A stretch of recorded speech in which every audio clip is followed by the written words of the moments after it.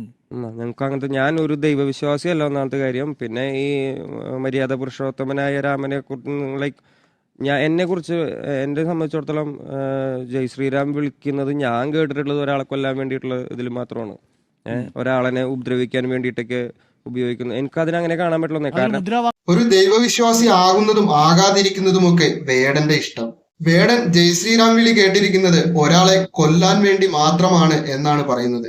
ശരി, അതല്ലാതെ കേൾക്കാൻ പറ്റിയ സ്ഥലം ഞാൻ പറയാം. രണ്ട് മുസ്ലിം സഹോദരങ്ങൾ കണ്ടുമുട്ടുമ്പോൾ അസലാമു അലൈക്കും വാ അലൈക്കും അസലാം എന്ന് പറയുന്നത് പോലെ, അല്ലെങ്കിൽ ഒരു പള്ളിയിലച്ചനെ കണ്ടുമുട്ടുന്ന ക്രൈസ്തവ സഹോദരൻ ഈശോമിശിഹായിക്ക് സ്തുതിയായിരിക്കട്ടെ എന്ന് പറയുന്നത് പോലെ, രണ്ട് ഹിന്ദു മത വിശ്വാസികൾ കണ്ടുമുട്ടുന്ന സ്ഥലത്തുകൂടി വേടന് ജയ് ശ്രീറാം വിളി കേൾക്കാം. ഇനി ആളുകളെ കൊല്ലുമ്പോൾ ജയ് ശ്രീറാം എന്ന വിളിക്കൊപ്പം വേടൻ കേൾക്കാതെ പോയ ഒന്നുണ്ട്, അള്ളാഹു അക്ബർ എന്ന വിളി.